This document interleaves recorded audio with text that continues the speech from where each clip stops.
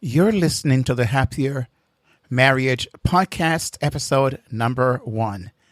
Today we are going to talk about why having a happier marriage should be the most important aspiration of every married couple, and why you will want to bookmark this podcast as your top resource for insights on having a happier marriage. So stay tuned.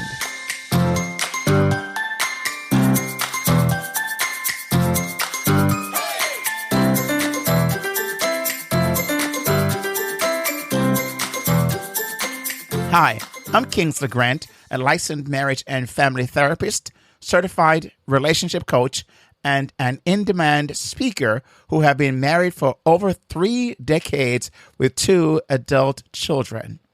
I'm also the founder and CEO of Helping Families Improve, a counseling center that caters to helping families experience the life God intended for them to have.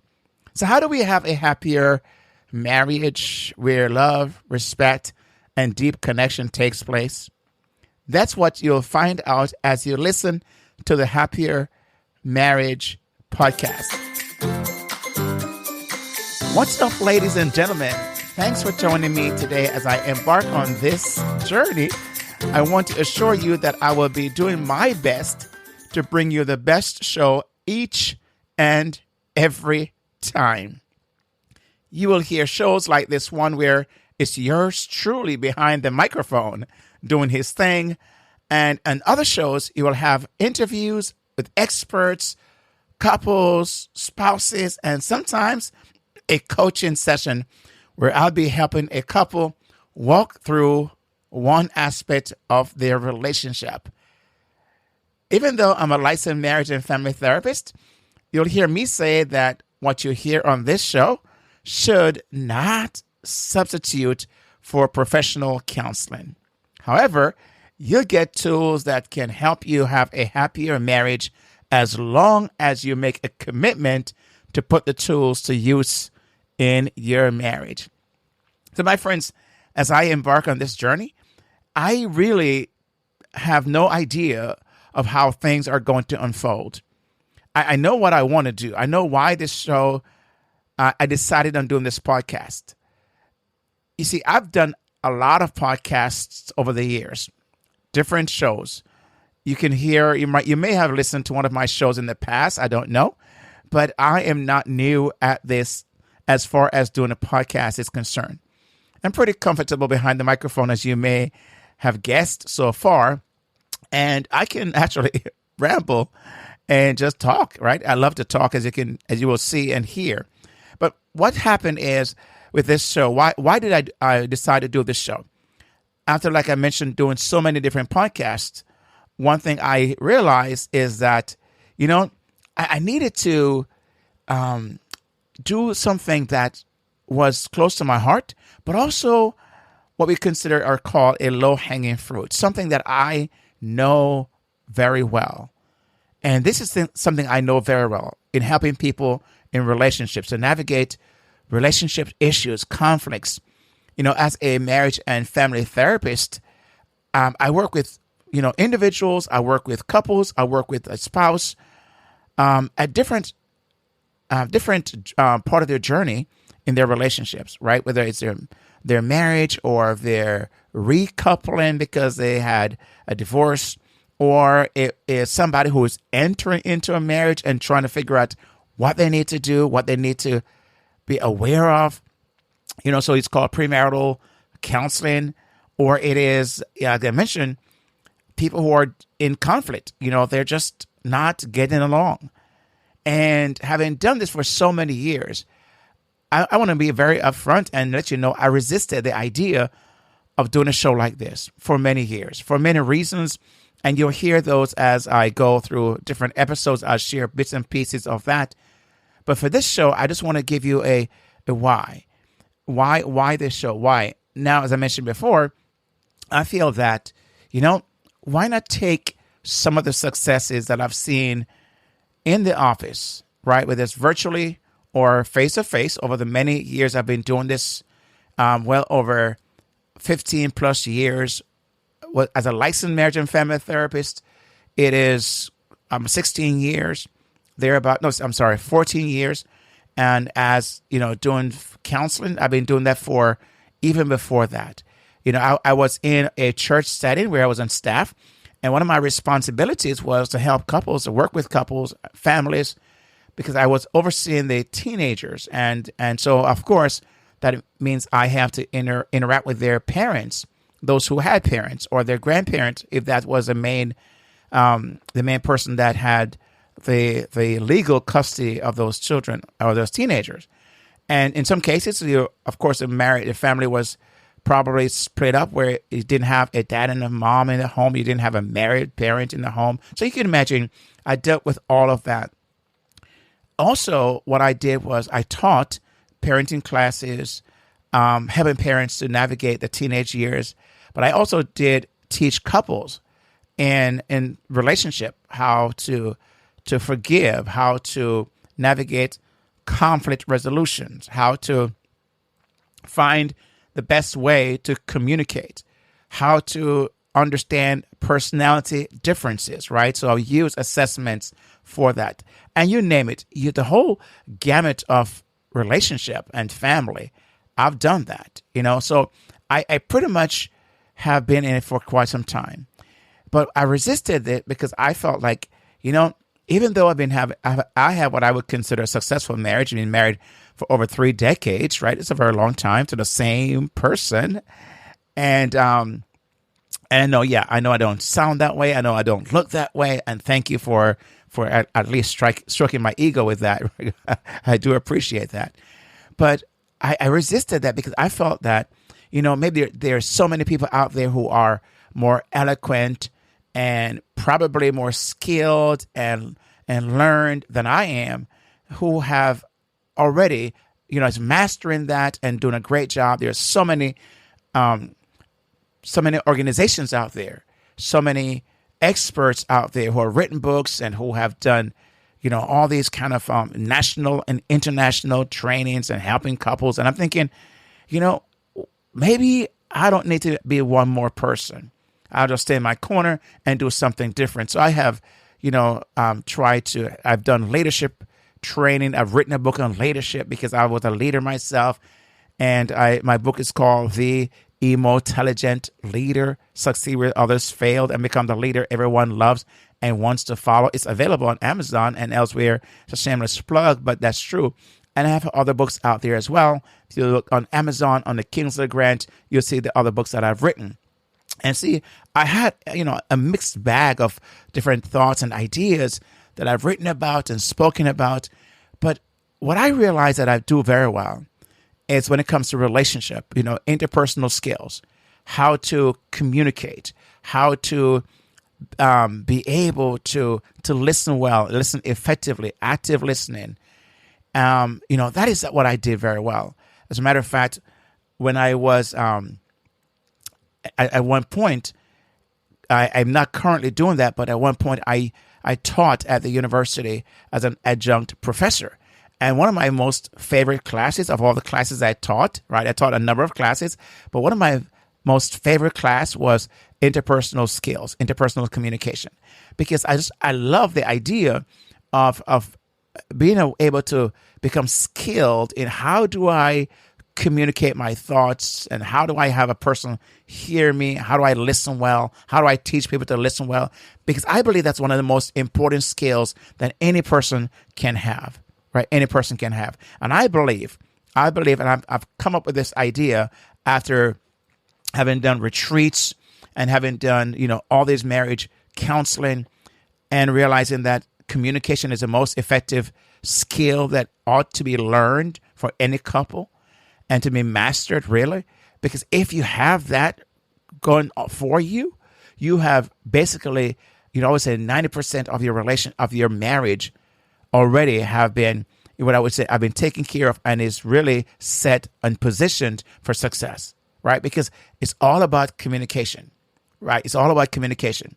And that's why, I've actually carved out a statement that I want to actually read that to you, because I believe this statement is to be true, that empathic, right? So empathy is a very important aspect of relationships, right? Being able to understand and put yourself in the shoe of another person, even though so many people think they're empathetic, and they will say, yeah, I can empathize.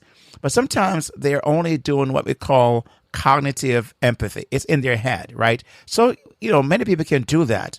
They can, cognitively understand a person's situation and can also sympathize, which is so different. Empathy and sympathy are two different things, right? So what happened is they will say, I'm empathizing, but are they really?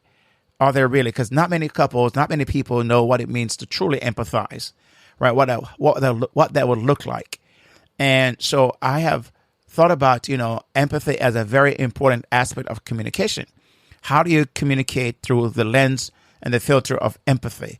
And so I've come up with a statement that says this: empathic communication is the singular most effective skill or important skill a couple can learn and implement in their relationship so that they can feel heard, they can feel supported, and they can feel loved, right? For deeper connection, empathic communication is, I believe, the singular most effective or important skill to learn to be able to have that kind of relationship where you feel as if you're heard. I can tell you, in the many years I've done counseling, this become the number one thing I've heard from so many people. And that is, we just don't know how to communicate. That's where they start almost always in a session. We just don't know how to communicate. And, I'm saying, okay, well, maybe what does that look like? Maybe I can help them to figure a way how to do that, right? And so me helping them is what I find is the best way, right? How can I help them to communicate? How can I help them to connect at that level? And when I can help them with that, it really solves a lot of their issues, because whenever they've tried something and it didn't work, because there was either somebody failed to follow the script that were given to them, right? And or someone just kind of decide, forget it. I don't care. They're not vested in the relationship. They just even don't want it to work. And maybe you've had a relationship like that. Maybe you're in a relationship like that where you're saying, as much as I want this, my spouse doesn't want this. He or she doesn't want to have this. So maybe as a husband, your wife is saying, you know what, I'm out. I've checked out. I've had enough. Maybe as a wife, your husband is saying, you know what, I just can't do this anymore. Or maybe there is somebody else, right? A third party involved. And so communication is impacted. But I find that there's a reason why it got to where it did. And so these are some of the things we're going to be talking about in this Happier Marriage. We're going to kind of go deep. And like I mentioned earlier, that I want to bring in experts who are good at what they do in the area of relationships. I have someone I'm bringing in who is very good on trauma and relationships. I'll bring people in who have worked with other marital couples and can give some insights. People who have specialties in other areas that I don't have, that I'll bring them in. And one of the things I'm looking forward to is when a bold couple will be saying, I'm willing to come and have some coaching, right? And can have a case study. I'll be creating a group that I'll have as for just people who want to be in that group, where they can have special training. They can have an expert come and speak on a topic that I won't have it shared anywhere else but in that group. And a number of things. I'll be doing virtual retreats with that group of people. And so, there's a number of things I have in mind that I want to do. And so I wanted to kind of take this first episode to introduce all of that and to invite you to follow along, journey with me, share this podcast, give some feedback, give some reviews, show some love to the show. This is the way that the show can get out there and many other people can find it. But I want you to be truly help me to make this a very successful venture. As I said, I've done a number of podcasts, but I feel this one is going to speak to many, many people in relationships as a married couple, because I believe that if you can have a happy marriage, a very strong marriage that's very happy, then, and you have children, they're going to be the beneficiary of that. But not just that, but your community, right? Your community will benefit, because the stronger the marriage is, the stronger the community is, right? Because the children are stronger, healthier, and they go to school and they can influence other children or be around others who are from a healthy marital home, where a dad and a mom, right, a husband and a wife is modeling for children what should look like from God's perspective, because God is the ideal, is the ultimate source that we refer to.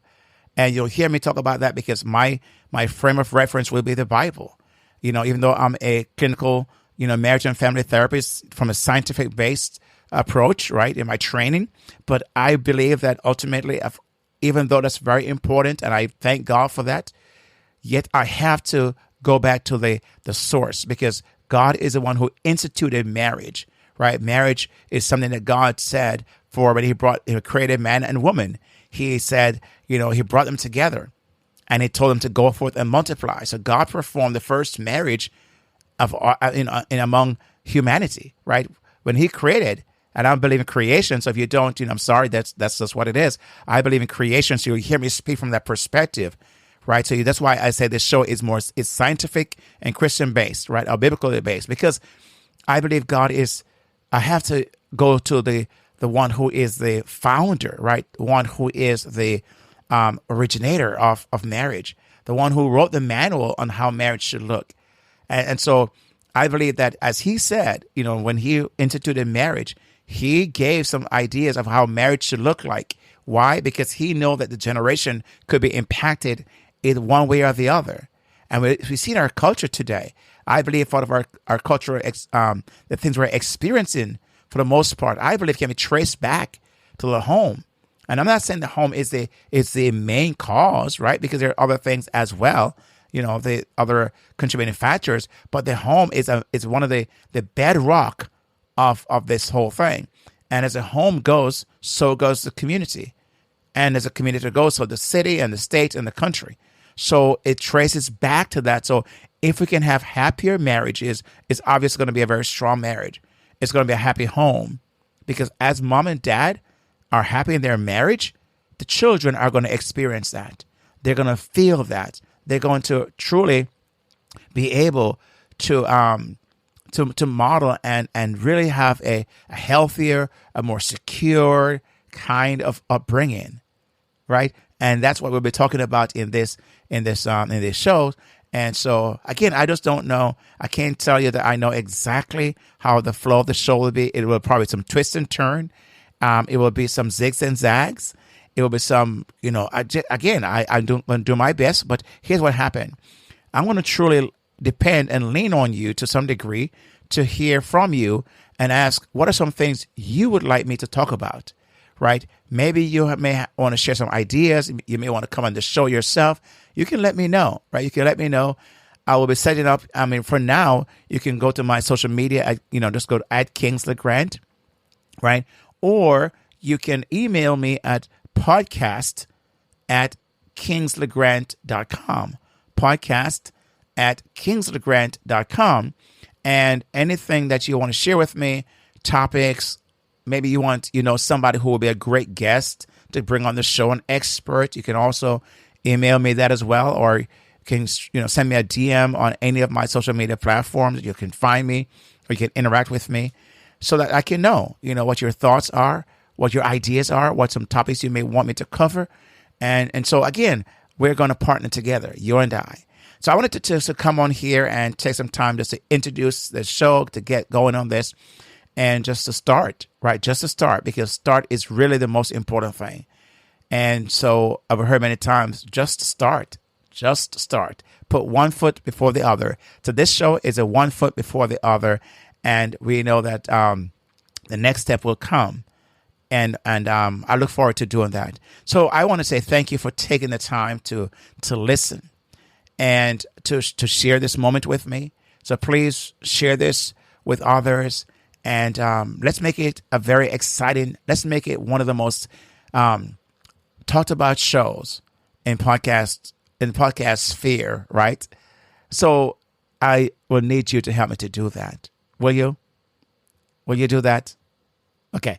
And also you can always leave me a review at, on iTunes, right? iTunes is not called podcast. You can leave me a review there, or wherever else you find this show. You can leave me a review there as well. And show the show give me some love as well. That would be great. I truly appreciate that. So my friend, thank you for this time. It's important.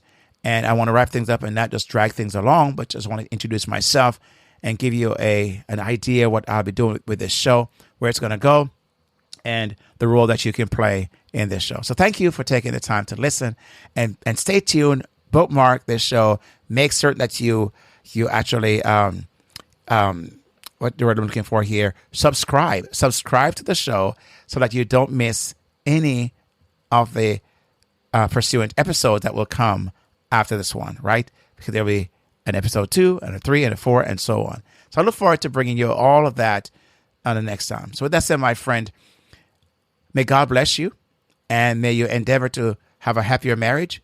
And remember, empathic communication is the singular most effective skill you can learn to have a happier marriage. That you will get from this show. Peace out. God bless. I see you, my friend, on the flip side. Yeah.